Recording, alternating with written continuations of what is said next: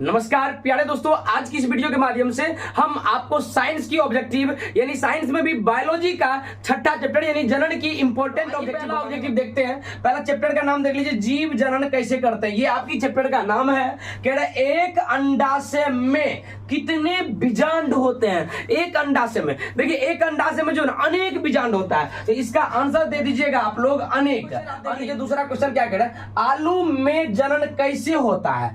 आलू में जनन कैसे होता है, तो आलू में जनन होता है कायिक प्रवर्धन के द्वारा।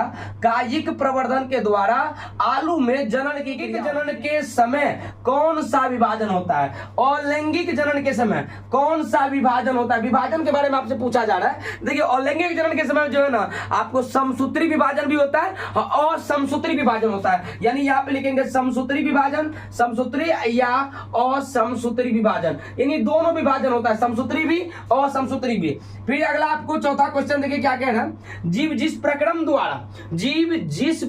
के द्वारा अपनी संख्या में वृद्धि करता है, मतलब अपनी संख्या को बढ़ाता है, उसे क्या कहा जाता है, तो उसे कहा जाता है भैया जनन। जिस प्रक्रिया के द्वारा अपनी संख्या में वृद्धि करता है ना, जीव जिस प्रक्रिया के द्वारा अपनी संख्या में वृद्धि करता है उसे जनन कहा जाता है। किस प्रकार के जनन में जनक के शरीर से कलिका निकलती है। बहुत ही सुंदर सी क्वेश्चन है कि किस प्रकार के जनन में जनक के शरीर, जनक मतलब पिता, जनक के शरीर से कलिका निकलती है, तो ये मुकुलन हो गया। मुकुलन मतलब अलैंगिक जनन की जो चार विधियां हैं, उस चारों विधियां में से एक विधिया है मुकुलन। मुकुलन एक ऐसी विधियां है जिसमें जनक के शरीर से जो ना कलिका द्वारा प्रजनन किसमें होता है। मुकुलन के द्वारा प्रजनन की क्रिया किसमें होती है, तो मुकुलन के द्वारा प्रजनन की क्रिया होती है यीस्ट में। याद रखिएगा, मुकुलन के द्वारा प्रजनन की पुष्पी पौधों में लैंगिक जनन किसके द्वारा होता है, पुष्पी पौधा में लैंगिक जनन जो है ना फूलों के द्वारा होता है। यदि फूल नहीं रहेगा तो लैंगिक जनन होगा ही नहीं।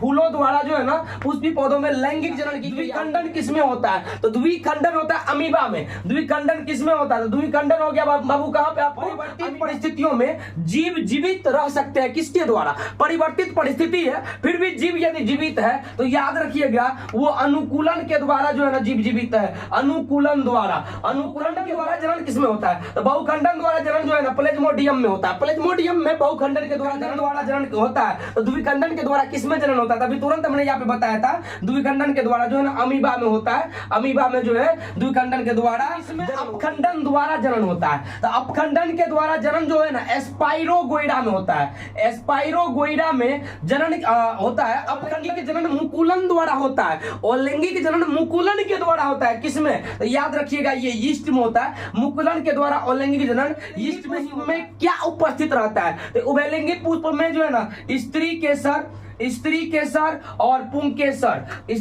और पुंकेसर, ये दोनों जो है ना उभयलिंगी जीव में यानी उभयलिंगी पुष्प में परागकण कहाँ बनते हैं, तो देखिए पुष्प में परागकण जो है ना पुंकेसर में बनता है। याद रखिएगा पुष्प में परागकण पुंकेसर में बनता है। पुष्प में परागकण पुंकेसर कह रहे कि स्त्री केसर में उपस्थित होता है।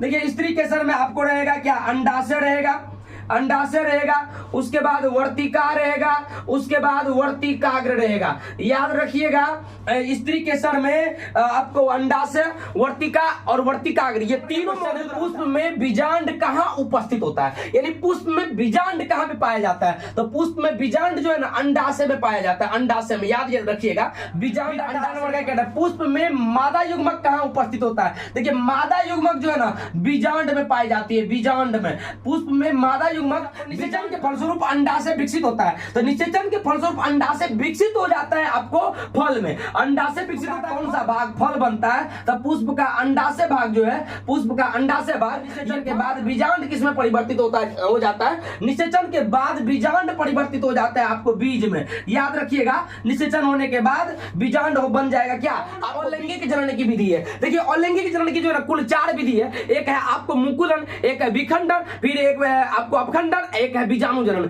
मतलब कि मुकुलन, विखंडन, अपखंडन, बीजाणु जनन, ये 4 विधि है। तो आप लिख भी सकते हैं मुकुलन, मुकुलन, विखंडन, विखंडन, आपको उसके बाद अपखंडन, अपखंडन, उसके बाद आप लिख सकते हैं बीजाणु जनन। यानी ये 4 विधि जो है ना, अलैंगिक में अलैंगिक जनन की विधि को क्या कहा जाता है? यीस्ट में अलैंगिक जनन की विधि को क्या कहा जाता है? तो यीस्ट में अलैंगिक जनन की विधि को मुकुलन कहा जाता है। हाइड्रा में अलैंगिक जनन की विधि को क्या कहा जाता है? हाइड्रा में भी अलैंगिक जनन की विधि को कहा जाता है कि फल का कौन सा भाग फूल का कौन सा भाग, फूल का कौन सा भाग फल बनता है? तो फूल का जो अंडाशय भाग है, अंडाशय जो है किसमें होता है? अपखंडन हो गया आपको स्पाइरोगोइरा में, हाइड्रा में जननांग कहलाता है। पुष्प के नर जननांग को कहा जाता है पुंकेसर। याद रखिएगा पुंकेसर। पुष्प के नर जननांग को एकलिंगी पुष्प है। कौन एकलिंगी पुष्प है? तो एकलिंगी पुष्प हो गया आपको पपीता का फूल, यानी पपीता पुष्प जो है आपको एकलिंगी। पुनरुद्ध भवन का उदाहरण है, पूछा भी जाता है कई बार। पुनरुद्ध भवन का उदाहरण हो गया आपको हाइड्रा।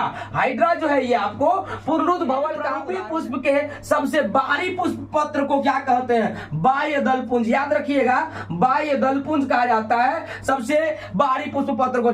एक प्ररूपी पुष्प में 4 पुष्प पत्र होता है, एक बाह्य दलपुंज, एक दलपुंज, एक जायंग, एक पुमंग।